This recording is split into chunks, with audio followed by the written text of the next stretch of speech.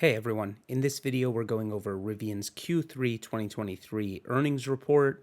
We're going to get into some of the details and some of the things I got extremely excited about listening to on the earnings call, as well as in the report. Now before we get into it, if you could smash the thumbs up, it really helps the YouTube algorithm, and if you're not subscribed, please subscribe. Now let's get into it. So Rivian started this earnings report off with a slide that basically just showed some of the highlights for the quarter.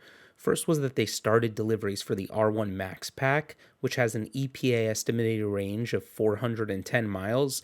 So this was great for the quarter because, one, that Max Pack variant has a higher average selling price, so it boosts the ASPs for total cars delivered for them. It also has the best range for any large 7-seater SUV, which is just a great plus for the Rivian brand. Next, when it comes to Rivian's commercial vans, this is something I was extremely excited about, and we're going to get into in more detail later in this video. They are available for any company now. It is no longer exclusive to Amazon. So we're going to get into that later, but I think that's the best news from this report. Next, 16,304 vehicles produced in the third quarter. This is something that we already knew from the production and delivery report. That said, they highlight it is the strongest production they've had to date for any quarter. And when we look at it for a year ago, in Q3 2022, they produced 7,363 vehicles. So massive improvement, obviously more than double the amount of vehicles produced year over year.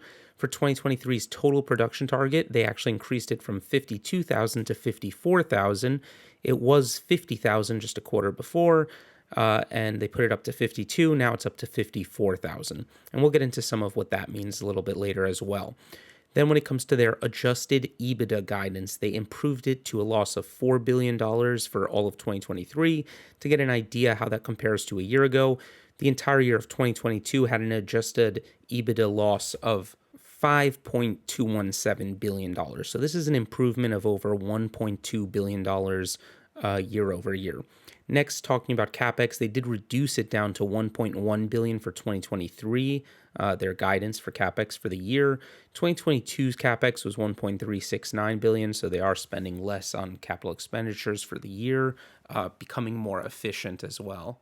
The next slide kind of gets into the fact that they're remaining focused on the momentum and the key value drivers, so production being obviously the most important value driver. They talk about how they produced the 16,304 vehicles in the third quarter, that it represented the strongest quarterly production volume to date, and importantly, that it required navigating complexities of introducing new consumer variants in the manufacturing process, including the dual motor and the Max Pack R1 vehicles. They also note that increasing their production is the primary level to get to profitability. You know, that lever is what's going to get them there quickest. They just got to get full scale. So obviously, production is going to be the biggest focus for them. Next, it's about cost efficiencies. They talk about how they simplified their future product portfolio, implemented a company-wide cost transformation program, which was designed to maximize spend efficiency across each of their key cost elements of material costs, manufacturing, labor, overhead, quality, logistics, inventory, indirect costs, and capital expenditures.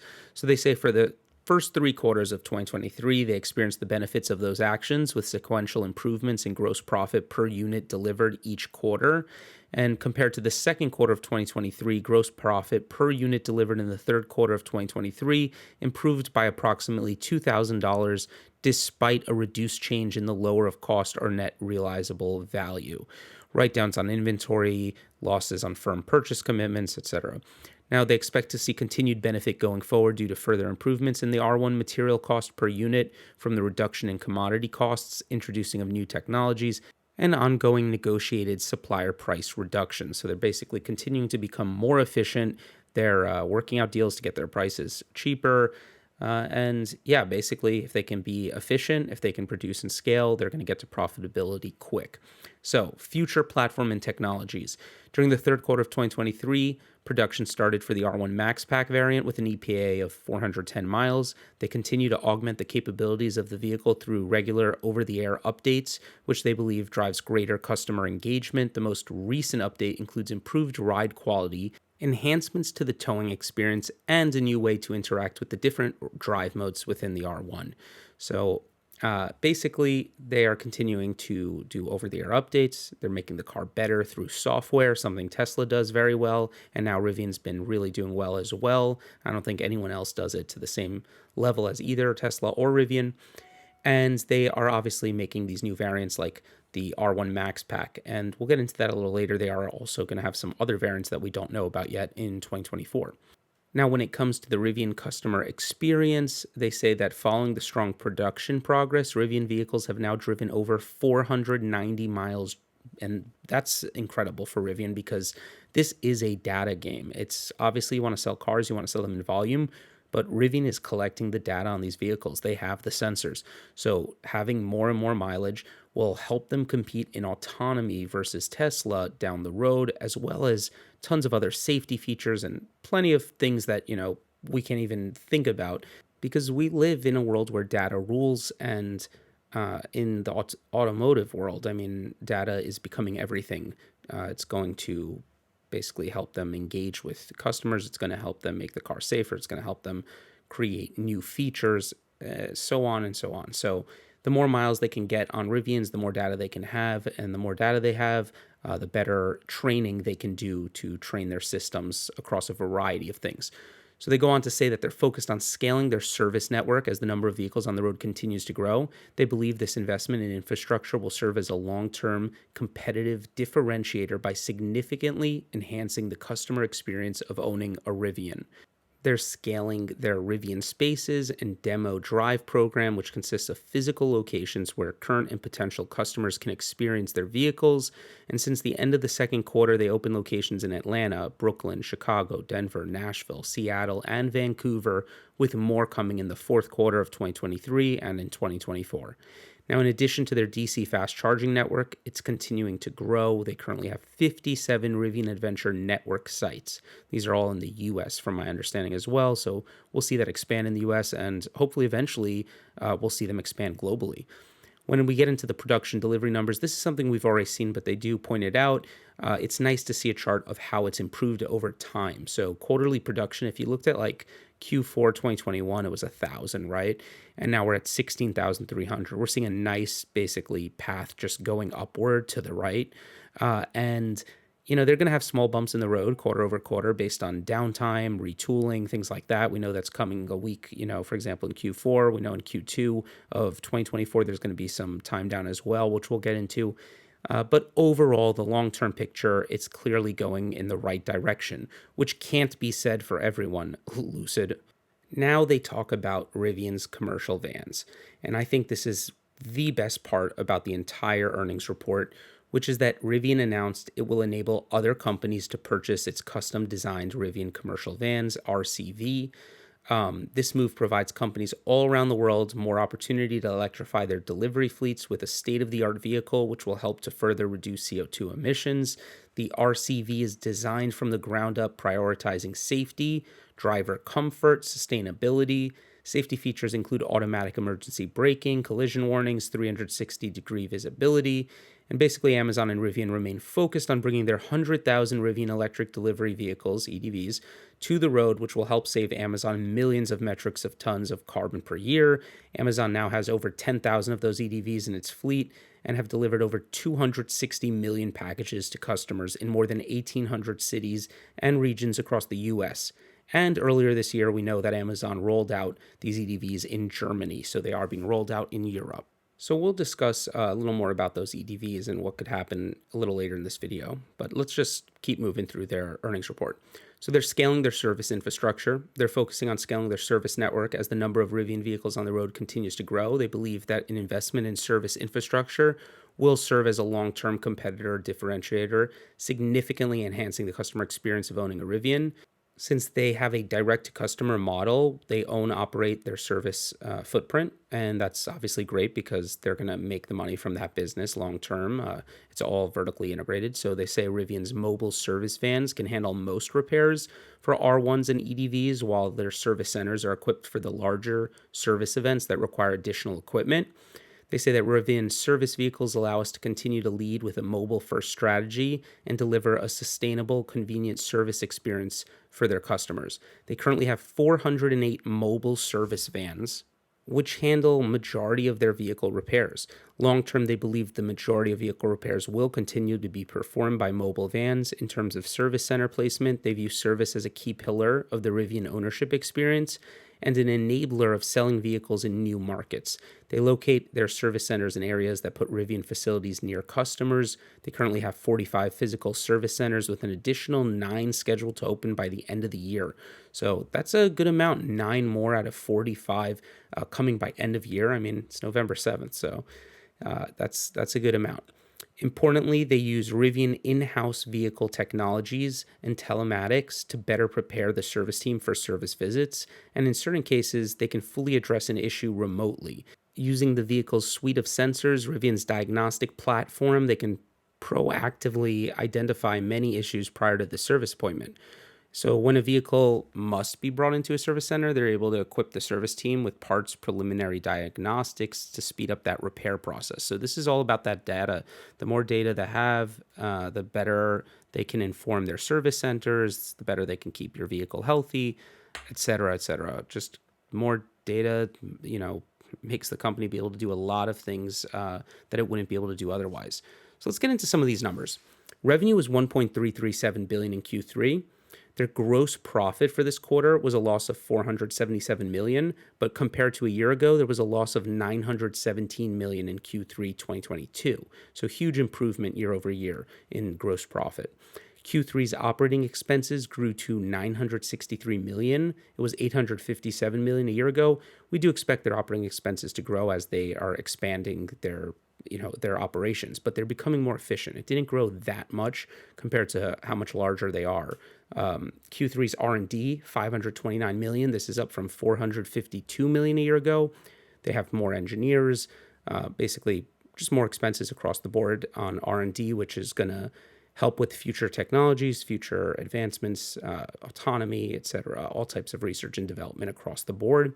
Q3 selling, general, and administrative, $434 million versus $405 million a year ago. Obviously, basically, costs do go up slightly as they continue to grow as a company. They have more expenses. What's important is that they are operating efficiently, not that their expenses. We don't want to see, for example, R&D just start to drop like crazy. That would be bad. We want them to continue to do research and development. They just need to be efficient and get their gross profits on their cars positive, which they're working on. Q3's net loss of $1.367 billion versus a year ago was $1.724 billion. So obviously a huge improvement there, still a lot of room to grow there, and I believe they're going to get that positive eventually.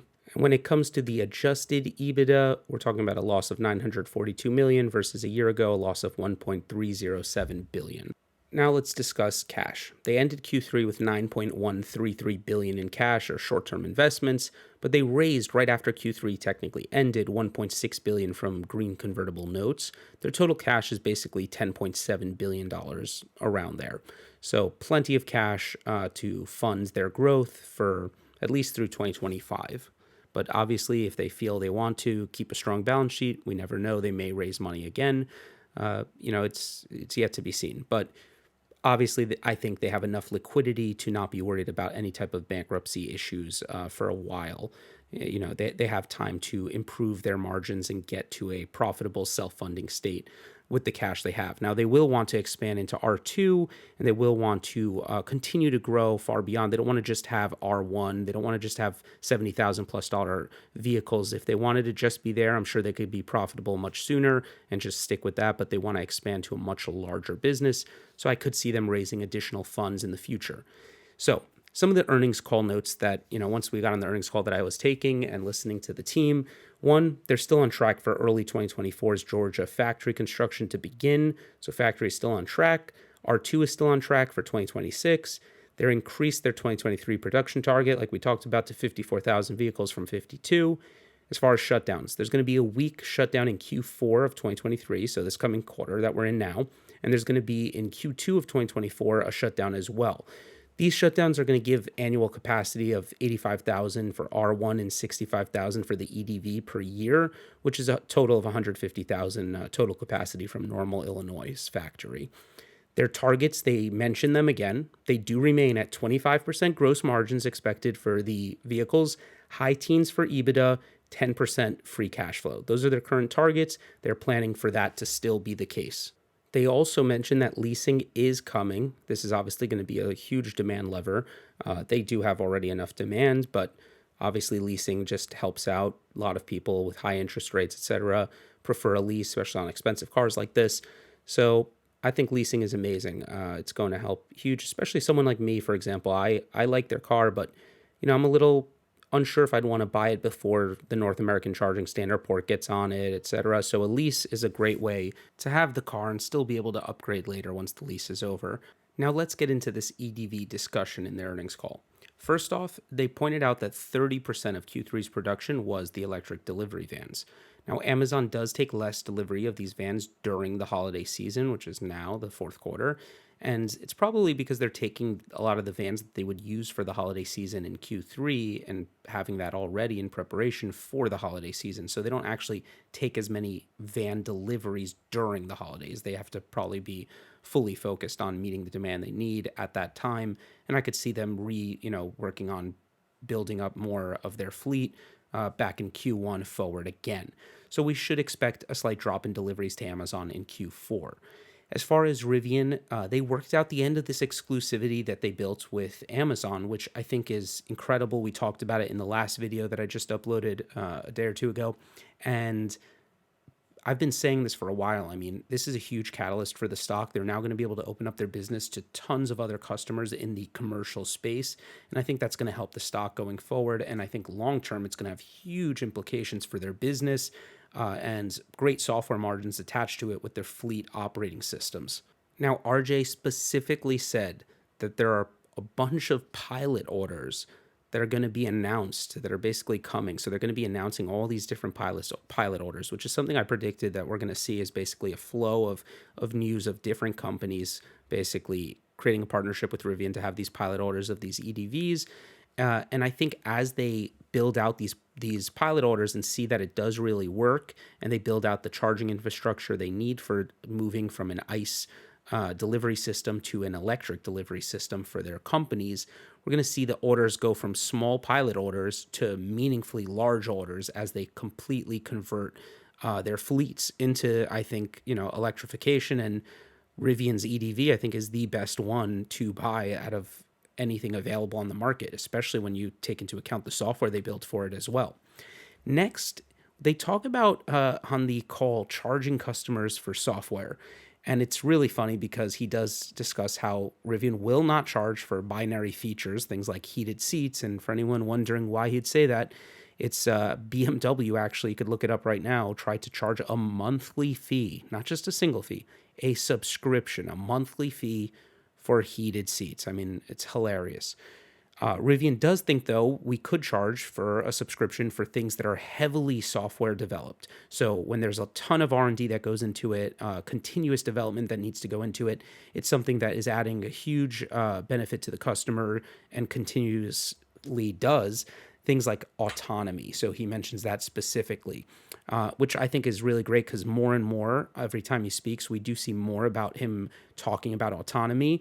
Obviously, Driver Plus is a limited product right now, but he clearly has ambitions for autonomy in Rivian, far greater than what currently exists in the company. And I think that is the right way to be thinking as a founder and thinking long-term for the company. I think he does recognize that he needs to lead in this space, and he's going to have the data he needs as he continues to grow his fleet. So he needs to fully take advantage of that and bring features that will differentiate Rivian from other competitors. I mean, Tesla is the only one who is doing that in a meaningful way, and I think Rivian has the ability to do it as well.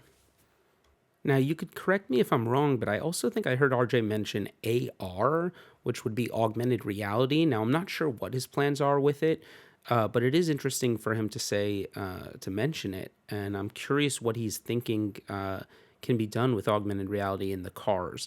Now, I'm not sure. Time will tell what he's thinking or what he's working on at Rivian with that, but it is something I think he can do something useful with and charge customers with that could add a benefit to Rivian and through software. So we will see. Now, total production from Q1 through Q3 was 39,691 total produced vehicles. This is important because they just guided for 54,000 for 2023 as a whole. So the simple math would tell us Take out the 39.691 from the 54, and you're left with 14,309 vehicles produced in Q4 2023. That is their guidance, basically.